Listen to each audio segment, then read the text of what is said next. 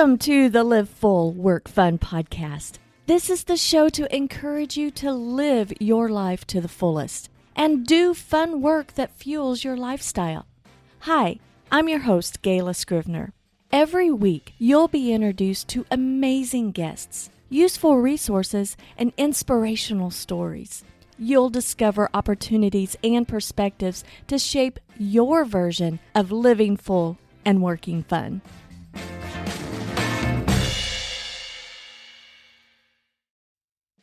Before we get started with the show, I have a question for you. Are you a busy solopreneur struggling to find the time to consistently post to your social accounts? Well, the Scrivener Solutions team and I are introducing Scrivener Social, the easy-to-use social media scheduling platform paired with all of our workflows. It simplifies the entire posting process, saving you time and boosting your social media marketing efforts. Here's how it works. First, you subscribe to Scrivener Social, choosing the support level that best fits your needs. Second, we have onboarding calls to help you set up your account and give you the guidance for streamlining your posting process. Third, you implement your plan using our workflows to get more out of your social media marketing. Now, you could continue to do it alone, being frustrated and feeling guilty that you never get around to posting to your social accounts for your small business. Or you could save time, energy, and frustration by using an easy-to-use social scheduling platform backed by a support team that helps you streamline the whole process. You deserve a system that makes posting to your social media faster and more efficient. Go to scrivenersocial.com and subscribe today. Now, on to the show.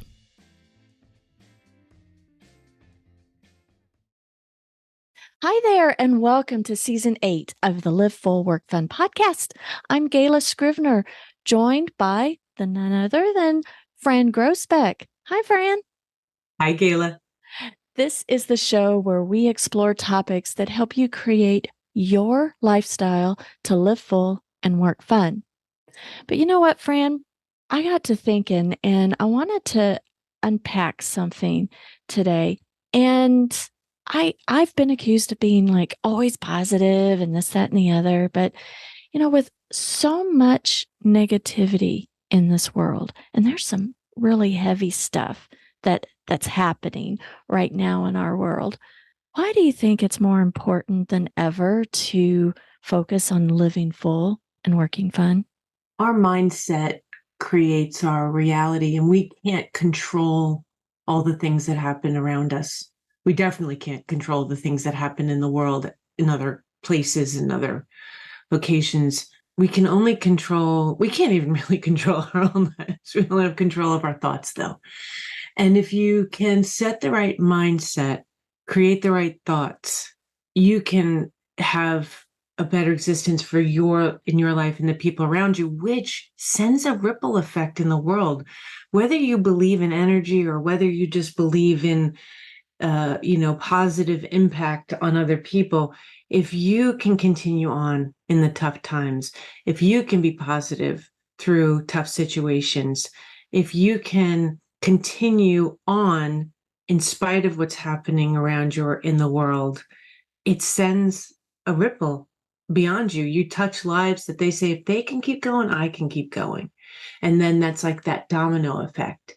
And at the same time, those who do believe in energy, our bodies are made up of just as much energy as it is of water.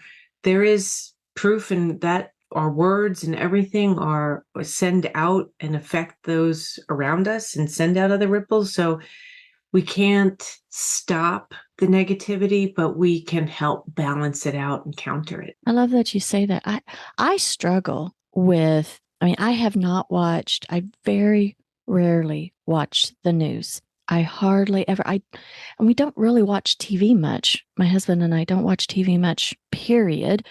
And what we do enjoy is, these snippets of other people's lives, or just things like we're big YouTube watchers and just learning different things and experiencing life, what other people do to get different perspectives. But with all the negativity in the world, sometimes I because of my choice of not watching the news, because it's my effect that if I watch the news all the time, then I become negative in my mindset and I feel a loss of hope and a loss of it's like, why bother type thing. But at the same time, I struggle with, am I just avoiding life? Am I avoiding all this negativity? Am I putting my head in the sand and just not being real with the world? I think there's, struggle with that. I think there's a difference between awareness and being buried in this. I'm not sure news is news anymore. I'm not not making any kind of political statement here, but I feel with the rush to share information, people don't always get it right. And so that's one problem with the information we share. Sometimes you're getting the political views or the personal views of that particular station or channel or writer or person. And if we look back, terrible things have always happened and been happening. I'm with you, Gayla. Actually, I don't watch the news. My husband laughs at me when I don't know about something. I know the big things, of course. I'm not that unaware, but I don't feel the need to get into the weeds of every little piece of news out there because there will always be something terrible happening to someone somewhere. It's just the nature of our world. And I want to be aware. I want to be conscious of that. You can't ignore it. I'm not doing it to pretend it's not happening. But it's again, we only have so much time on this planet. I think you said it so well once. Our lives happen in the blink of an eye in reality. So where am I going to put that energy? So when I learn of something, a tragedy, my heart may go out to it. I may put energy into thinking about it, but I can't let it consume me because I have to keep going. I have to keep going for my family, for myself. And you can be aware of the tragedy or the negativity, but not let it in. And that's a big thing for me. I always picture having like a bubble around me and I see the world through it, but the stuff that could really turn me into a negative person, I keep it out. I see it, I acknowledge it, but I will always choose that everything happens and there's some lesson to learn from it, even if it's just what not to do ever again or what not to be okay with. But it's just so important not to let it take over your mind because we talk about this. Our thoughts are everything. If you let that negative mindset in, if you let really powerful negative emotions in, and there's some strong ones out there that dominate this world right now, like hate, it doesn't set a good precedence for those ripples in the world that we're going to send out. I love that you say that. And I'm talking about the negativity in the world. Those are those external things that yeah, they affect us in some way because we're all connected in this world. And it's just the more that we come in contact with the other people, the smaller the world is. And our world has really opened up with the digital age and that we are able to receive different perspectives and see things at lightning speed and the atrocities. But we do have control over our mind and our outlook and process things. So there's tragedy in the world that doesn't may directly we have the choice of not having that directly affect our day-to-day life so that we can create the ripples, the positive ripples in the world around us to flow out. But what about something that's so terrible that happens within your life, our own personal life, that we become blocked or we feel like, well, what's the purpose now? What's the purpose? And the reason why I bring that up, Fran, is that I would just listen to the audiobook of Man's Search for Meaning by Viktor Frankl. I've heard about it before, but I've never actually, well, I didn't crack open the book because I was doing listening to it in a long car ride. That was so inspiring because this man was in the concentration camps. He lost everything. I cannot even imagine. I mean, because that in our history, that was such an atrocity. Having that period of time in our world, that was just such a dark time. And so many people suffered, real suffering. And this book was just so eye-opening of, I mean, he was in the concentration camp helping other prisoners to avoid suicide. Why in that time? I mean, I you would think that there is no hope. You know, why should I wait for liberation? You know, and it was.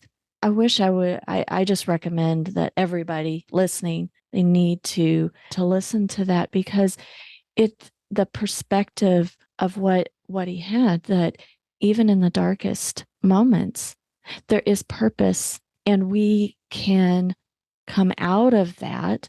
And it's not a, I think what we've said it before, it's not the end, it's the journey that we need to seek and have and find that purpose along the way. And you're reading a book right now, from who that studied under Frankel?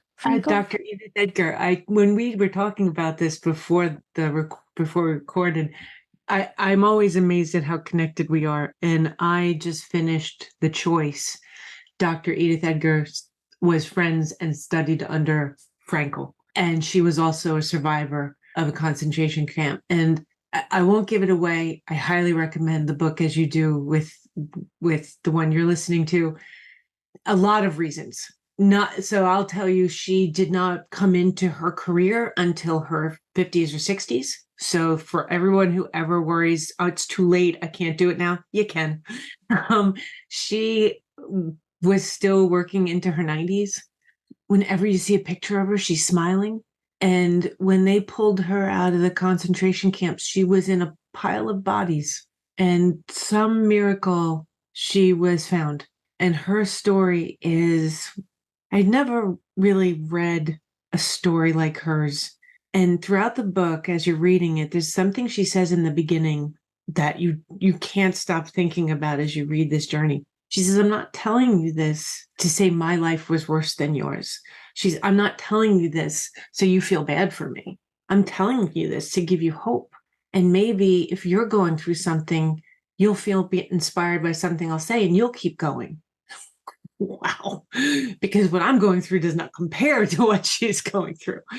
What I think I took from the book was the choice. And she talks about what happens in people's lives. There's a moment where she talks about, don't discount anything. You know, we hear in the world trauma with a big T, trauma with a little t. It's all trauma. And it could be something that happened in childhood. It could be something that happened recently. It could be a life event, a world event, and it affected you. And she says, don't take it and just blow it off. There's something connected to that, and you have to process it, work through it. She talks about processing emotions.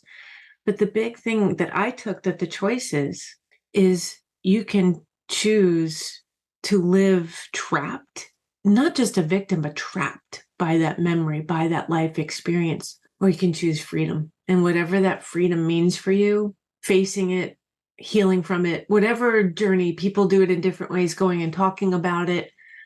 There was a choice. And when she ends the book and you see what she describes as the choice, it's the most powerful ending of any book. I believe everybody's going through something, especially in a world post-pandemic. Everybody did go through something as we all survived. Right.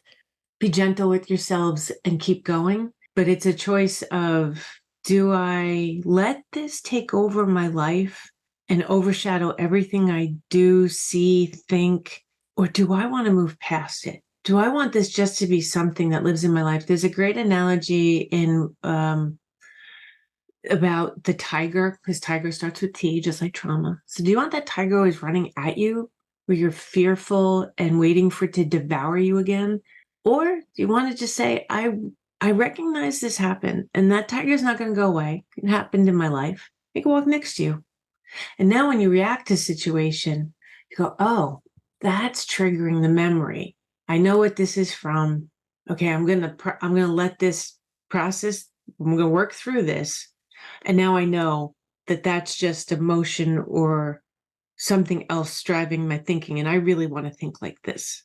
So it's a choice of, do we want to be defined by those moments, or do we want to make that blink of an eye that we have called life on our terms, the way we want, and not let any of those people, places, or things steal that from us anymore? This is kind of a heavy subject, and I don't know. Sometimes I kind of avoid heavy subjects, or I just internally process them, right?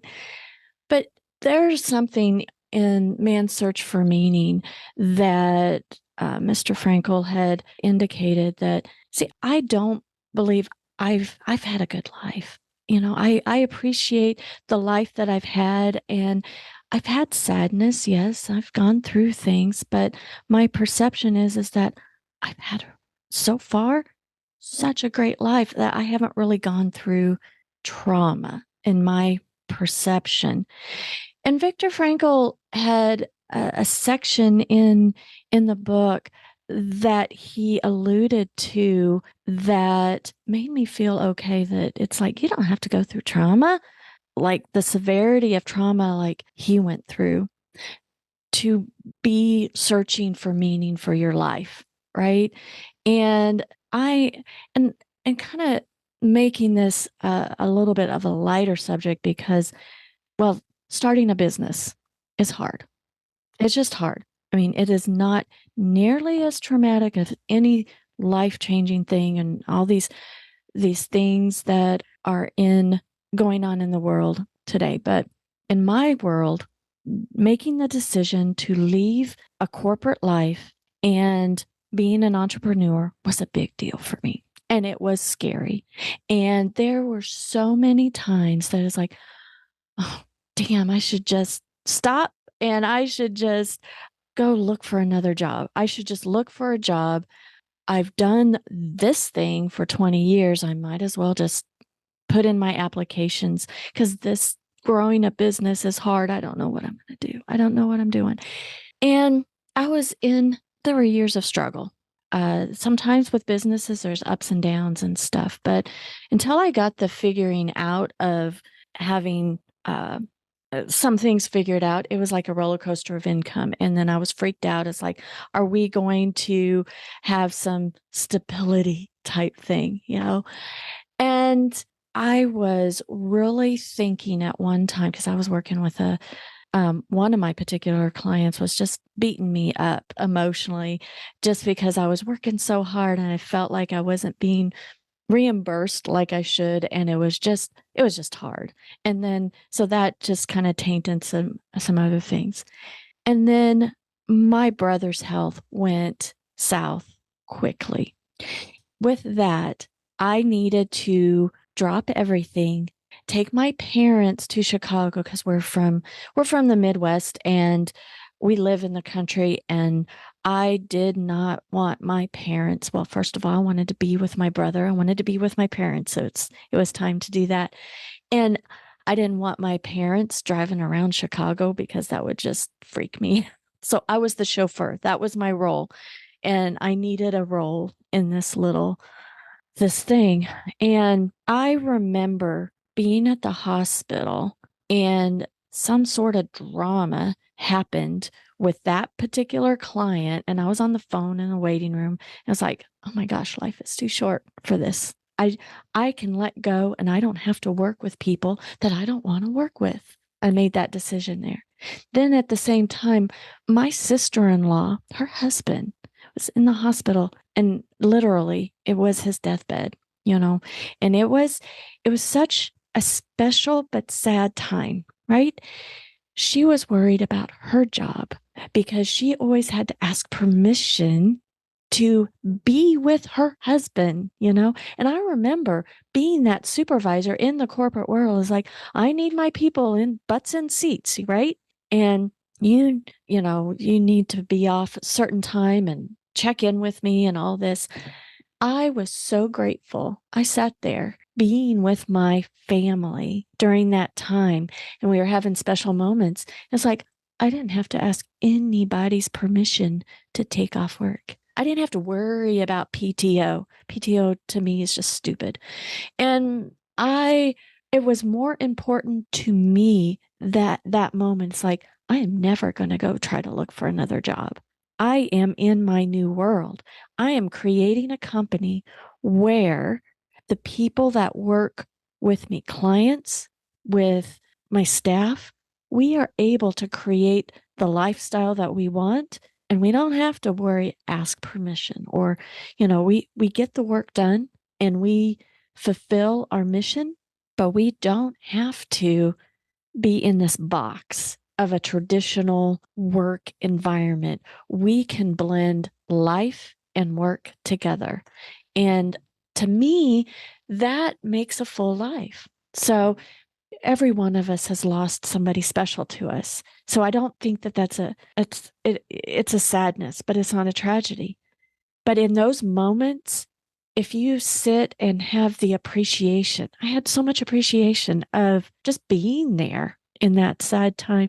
We had some of the neatest remembering conversations, reminiscing and things. But two things came out of that is do not work with anybody that steals your joy, right? Second thing is create something new in this world that ripples that positive effect to those around us. And it's not an easy feat to create a business and create a culture in a business that's different than what is ingrained in our head since the Industrial Revolution came about. So, I hope you, first of all, thank you for sharing that because that's a powerful story. And I hope you celebrate yourself because the choices you made in those moments, that's pure beauty, that's pure strength. And that's one of the reasons I admire and love you so much. That's a perfect example of just what you put out there. And you're right. When I started this, a friend told me it was one of those days where everything was going wrong. And when you start a business, you can study all the books you want. You can you could take classes and courses, and I did all that. And once you're in it, you still don't know what you're doing half the time in the beginning. You have to find your way. And that's why we do what we do, because we want to help people avoid that feeling. But she said to me, she was frustrated with the corporate world. And she said something that changed my mind so that no matter what, every day since that day, I look at my job as a gift, no matter how hard that day is. And she said, when in her job, and I think this goes for a lot of people out there, unfortunately, she's expected to work like she doesn't have a family. And yet she's expected to raise a family like she doesn't work. And that goes for men and women. I think there have been stereotypes and expectations set to all people who work in a job that are not conducive to living full and working fun. And I think of this, whether it be standing up in those jobs, it doesn't mean everybody has to quit their job and become an entrepreneur tomorrow. But in those moments where you have to draw a line and trusting that when you draw that line, whatever comes, whatever happens, it will be the right thing.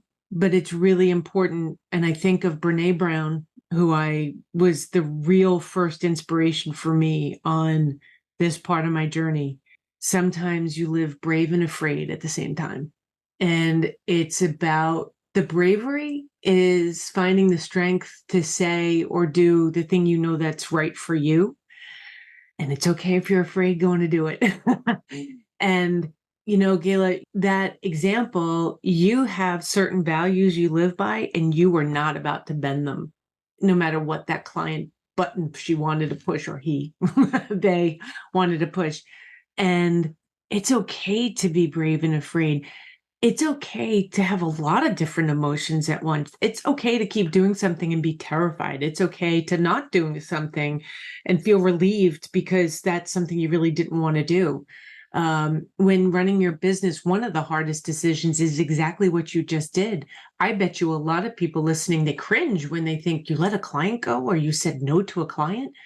Guys, you have to live by your values. in your own business, that is the first thing you need to know. What are your core values? And in everything you do in your business, you have to live them, whatever those values are. There's no judgment, just know what they are. Some can be focused on making more money. Some can be focused on more intangible things. Whatever it is, know them and live by them. And that's where the Live Full Work Fund comes from, because in that moment when Gayla made that decision, she was living that value. You have no regrets then. You have no regrets because you're living by your thing. When you say no to a client that doesn't share your values, I've had to say no to people I've known for a long time. And it's not easy, but when you do something for the wrong reason, it's always harder than it should be. It's clashing with your beliefs and your values, and you're trying to make it work. And I'm not talking just about ethics and like beliefs and values. I'm talking about your business beliefs and values, how you want to run your business. If that client clashes with that, it's 10 times harder and it's 10 times bumpier. So if you also say no to the ones that don't fit what you do, you leave space for the ones that do and will, and they will come. Right. And we're opening up our personal and professional lives to positivity. If there is that clash, now there's different kinds and levels of clashes. I mean, because sometimes, I mean, even you and I may have like creative differences, and it's like, oh, well, but we're open and receptive to that. And it pushes to the end product or the end result to be better because of those types of challenges. That's healthy. That's Right. healthy. Differences and I don't know about you, but I get so inspired and it's like, oh, but we could do it this way. We could do it this way. That's different. But when you have encounter situations or people that really steal that joy in what you want to do for a living, I mean, we have that choice. We go right back to the beginning of this episode. We have the choice to do something different. We have that choice. I worked with that client probably longer than I should have. But in that moment, and I was like, life is too short. This stuff is more important. I'm seeing someone leave my life, and I know what is so important that a stupid brochure and the stupid stuff, it doesn't matter, and it's not an emergency. You know, why have this type of attitude, this negativity, this it was, everybody listening knows what I'm talking about and working with somebody that just sucks the joy out of everything. So we don't have to do that. And you're not serving them well because they're not happy. You're not happy. It's best just to let it go. It's just not the right fit. You can find somebody else. And some people are just miserable. And I'm somebody that doesn't want to work with miserable people, right? And what did we talk about just recently? Those willingness warriors, right? And listen to that episode if you haven't so far. But willingness warrior of receiving. And we attract the folks that lift us up and we all can grow. And that's where the ripple, we have that choice of having people enter our life. First, we can receive them, but then it's okay to close off so that we can grow even more. That's what I think. When we make these decisions, being true to ourselves, being true to what we want in our life, it's a message. And another book I'm reading, it was amazing that they said this. And it's one of those things like, of course, I should have known this all along. But when you make those decisions, you are sending messages of self-respect to yourself. And that is the most powerful tool, especially as a business owner where things are riding on your shoulders. And even if you have the best team in the world, it's your business. You built this. You have to make these decisions. The decisions you make will craft and shape the future of your business. When you stand up for yourself and what you built, that sends the best message. Talk about the greatest foundation for positivity. And whether, positivity at one time was in the 90s, I think it started towards the end of the 90s and early 2000s. People have all those sayings, and you thought if by just saying the saying, you'd be happy. And you say all these things and just change your positivity. And it went to extreme. You can be positive. Look at your story. Before you told us your story, you said, I've had a good life. Look at what you survived in those examples, and look what you were dealing with your brother and your brother-in-law. Like, oh my gosh, powerful. And you're still able to say just breaths before you've had a good life. And positivity is just that. It's being able to, what's the, it's not about waiting for the storm to pass. It's learning to dance in the rain. You're dancing in the rain. That's what we do. We know that the storms will pass and the blue sky will come back. Clouds come in every shape and size. And if you've ever flown in a plane, the blue sky is always there. So it's what you choose. And like we talked about with the choice, it's what you choose. And Gayla, you choose whether it's positivity or whatever the right word is. You just choose that you're going to wake up and be grateful that this life and be ready to deal with whatever it's thrown at you. That's the whole, it goes back to where we started, which is if you can do that in the face of whatever life throws at you, big, small, what's happening in the world, what's happening in your own life, that is a core foundation to a business owner surviving and getting through things, because no day is perfect. No day is perfect. But you know what? In looking back, I mean, it has to do with choice in our journey, and our choices shape being fulfilled in this life. And that first choice is the hardest, I think. And fast forward several years after that moment that I didn't fire that client right there in the hotel, or excuse me, in the hospital waiting room, but that was the snap. It's like life is too short to work with people like this, with this type of attitude, and I'm never going to please them. I'm just never going to please them. So life is too short to feel this way. And then I took action afterwards and did the right thing, because when in my past life, that was just, you had to work with whoever you worked with, and I was creating something that I had the choice of working who I wanted to work with, right? And fast forward to fairly recently, because of that first choice, I mean, I have fantastic clients. I love all my clients. And it's like I'm emotionally tied to these clients because I want to see them succeed. So if what we do no longer serves them, it's like I have this attitude with my staff too. If they've grown to where they need to move on, that is perfectly fine. I want to see them succeed, right? But recently brought on a new client, and within 30 days, I just knew this was going to be a miserable experience. We are never going to please this individual. And there was a snap moment of, don't make one of my staff members cry, because I lose it. I very professionally said, we need to part ways. And it was within 30 days. And as a leader, that sent a really big message. And I didn't realize it at the time. I was just being mama bear and just like, do not make do not hurt my staff feelings. I don't care about my feelings, but don't hurt that. It was the way that they reacted was very unprofessional and harsh.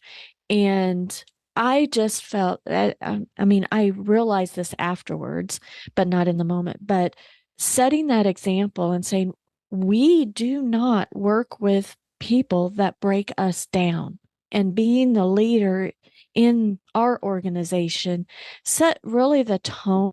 And I didn't realize the impact it had on my staff at the time, but it really did. We should embrace that. And if we're all leaders in our lives, right? We are the leaders, and we are all entrepreneurs of our life, whether we work for somebody or not. There's one thing we're raised to say in business that I absolutely disdain. I do not like it. It's not personal, it's business. It's all personal. It's all personal. And you can fire someone, you can sell a business, you can do all things human and from clear and kind boundaries and a million other things. We use that old saying as an excuse to do hurtful and unkind things when it is not necessary. And I don't care if you have a big business, or you have a little business or a mom and pop shop. It should all be personal. Your business should be built on your personal experiences, values, what you want to give to the world, your why. What you do and how you treat your team should be how you want to be treated. And I relate to the mama bear. I'm born in New York. My sense of family and protection of my own is very deep and strong. And that is something I can remember being in the corporate world and things happening and being told to just deal with it, push through it, buck up, someone being unkind, or even to the degree of harassment from the generation I grew up in. And you're just supposed to turn a blind eye and just accept it. That's the way the world works. And no. And now we have the ability in this day and age, especially with the way the world is and the ability, the number of small businesses that exist, the world where it empowers people to try something new. And it still goes for those working in a job or in the corporate field to say, I'm only going to accept this in my life. And that includes not accepting negativity and not accepting people treating you the wrong way, whether that be a client, a boss, or otherwise. It's not always easy. Again, brave and afraid. But every time you set those boundaries, and you don't have to overreact, you don't have to fly off the handle, you can set them clearly and with kindness. Everything sends that message back to yourself, which is the whole key in all this. If you want to continue to live full and work fun, if you want to continue to build that mindset of I'm going to keep surviving and thriving no matter what's going on around me, you have to start with that, really standing by what you set in your life, what your values and beliefs and what you allow people in your life to do. So with all the negativity in this world, it's up to us as individuals to turn that around, because we do have control over our thoughts and our responses to what's going on around us and what's going on inside of us, really. It's a challenge. It's a challenge. So we would love, Fran, I don't know about you, but I would love to hear from our listeners in the Live Full Work Fun Facebook group. They can hop over there. The links are right there in the show notes. But I would love to hear what challenges or examples that they've had of some negativity and how they had turned it into positivity or recognized a positive through negativity. Oh, I love that. I would love to see what the listeners get to share. There's so many incredible stories out there. I can't wait to see what we get, because it'll be more tools for the toolbox, more learning for us too. Exactly. Exactly. Well, thanks for listening. And Fran and I so appreciate that you're with us today. And remember, hop over to the Facebook group and let's continue the conversation. And until next time, have a fantastic week. We want you to live full and work fun. This episode has been brought to you by Scrivener Social, the easy-to-use social scheduling platform built for the busy solopreneur. You deserve a system that makes posting to your social media faster and more efficient. Go to scrivenersocial.com and subscribe today.